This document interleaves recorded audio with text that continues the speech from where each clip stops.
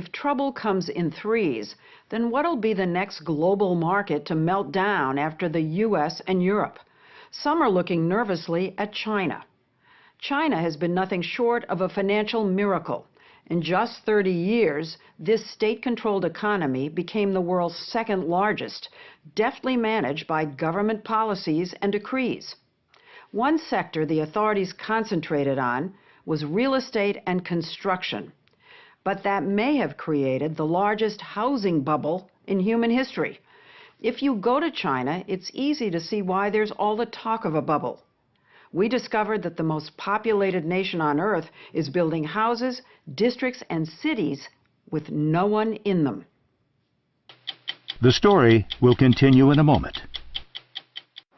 So this is Zhengzhou, and we are on the major highway, or the major road, and it's rush hour, and it's almost empty. Gilliam Tulloch is a Hong Kong-based financial analyst who was one of the first to draw attention to the housing bubble in China. He's showing us around the new eastern district of Zhengzhou in one of the most populated provinces in China. Not that you'd know it.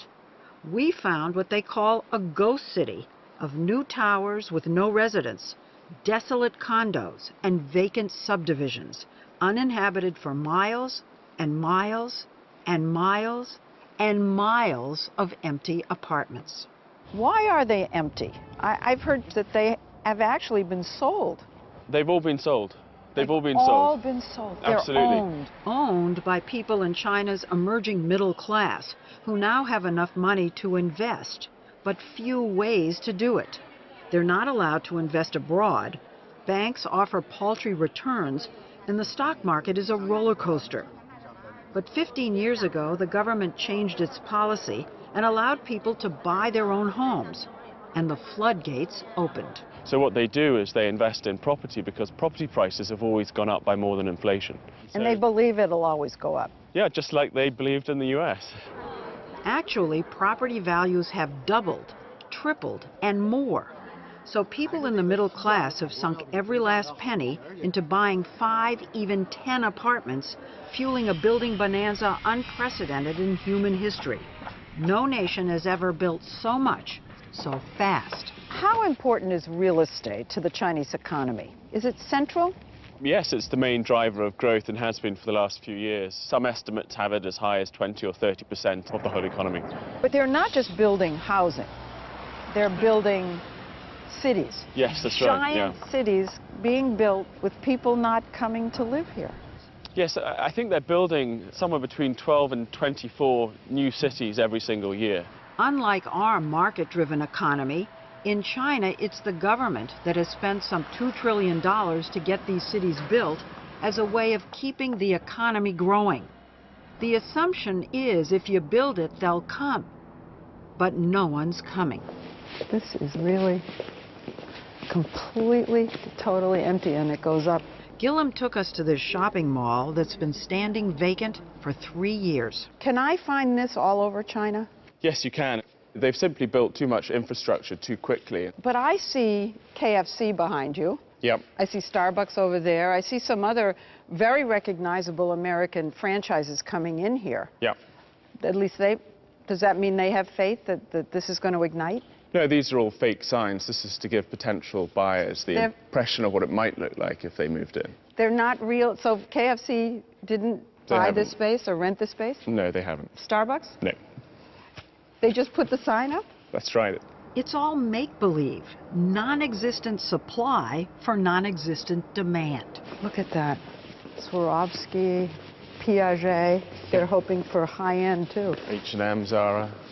And it's all Potemkin. Yeah. It's surreal, and it's everywhere, like the city of Ordos in Mongolia, built for 1 million people who didn't show up. And no, you're not in England. You're in Thamestown, a development near Shanghai built like an English village. And it was finished, I think, around 5 or 6 years ago. And it must have cost close to $1 billion US. And you'll see it's still standing there empty. Well, I've heard that there is some industry there, or some business, one business there. Marriage. Wedding pictures. Is that right? And what's more uplifting than a wedding? Or 10? You can see these empty developments on the edge of almost every city in China. What about the idea that China is urbanizing? People are flooding into cities, or want to anyway, from the rural areas, by the hundreds of millions. Yeah. And that this really is a smart move, build the housing to accommodate the urbanization process. Well, so people are being moved into the cities, but that doesn't necessarily mean that they can afford these apartments, which, you know, cost $100,000 or whatever.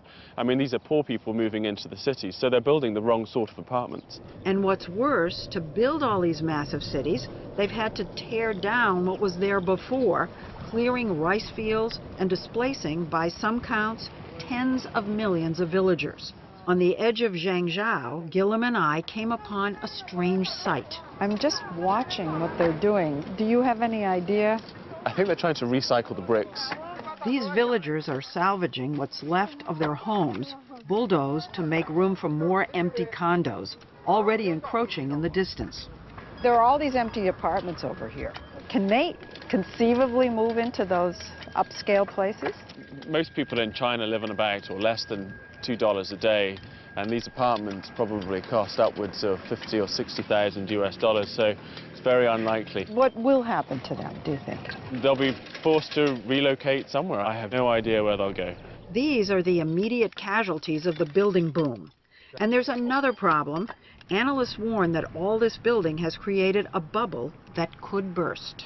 So if the bubble bursts, who's left holding the bag? There are multiple classes of people that are going to get wiped out by this. People who have invested 3 generations worth of savings, so grandparents, parents and children, into properties, will see their savings evaporate. And then, of course, there's 50 million construction workers who are working on all these projects around China. The prognosis of a bubble about to burst isn't only coming from financial gloom and doomers. We heard it from the most unlikely source. Are you the biggest home builder in the world? Yes, I think maybe. You may be. Yes, only the quantity, not quality. Wang Shi is modest, but his company, Vanke, is a $53 billion real estate empire building more homes than anyone in China. He was born on the front lines of communism and joined the Red Army, but he secretly read forbidden books about capitalism, so that when China liberalized its economy, he rushed to the front lines of the free market. Even he thinks today's situation is out of control. Are homes in China too expensive today? Yeah. Here's a number that I saw. A typical apartment in Shanghai cost about 45 times the average resident's annual salary. Even higher. Even what does higher. that mean for your economy if it's just too expensive for the vast majority of people to buy? So I think that dangerous. Dangerous. That's the bubble. So I think that's the problem. Is there a bubble? Yes, of course. There is a bubble, Yes. and the issue is will it burst or not? Yes. That's the big yes. issue. If that bubble, that disaster. If it burst. It bursts, that disaster. To try and prevent the disaster, the Chinese government decided to act. Heard of their one-child policy? Since 2011, China has had what amounts to a one-apartment policy, where it's very hard to buy more than one apartment in major cities. Because of this, prices plunged. The bubble was being tamed. And yet, the taming was creating all kinds of unintended consequences. Are many developers in debt? So, yes. And are many stopping development in the middle of projects because they don't have the money to go forward? Yeah, that's a problem. Yeah. That's a huge problem. A problem because the slowing down of construction led to a downturn in the overall economy. Unfinished projects dot China, and not just apartment buildings. Look at this. Can you believe it? Analyst Ann Stevenson Yang, who has traveled across China, showed us a giant project, all but abandoned, in the port city of Tianjin, with concrete skeletons as far as the eye can see. The plan is to build a new financial district to rival Manhattan, including a Lincoln Center and a World Trade Center, only taller. but it all seems frozen. There's supposed to be a Rockefeller Center here. I hope they have a Christmas tree, too. Skating rink. City officials told us everything stopped because developers want to build all the facades at once to match. But on the ground, we heard a different explanation. Workers told us that many of these buildings haven't had any work done on them for weeks, months, as if the developers just don't have the money to go on. It's true. You see that happen first. The migrant workers will go home. That's often the first sign that the debt crisis is starting. The debt crisis. Well, when you stop paying your bills, then everything stops. It could become a debt crisis because of the huge loans most of the developers took out. If they can't repay them, the whole economy will seize up. The government's great fear is that all this could lead to social unrest, and that's not hypothetical. Last year, when home prices fell, it infuriated all those owners of multiple dwellings who watched the value of their nest eggs plummet. And there's already been some demonstrations Yes. over real estate Yes. around the country. Yeah.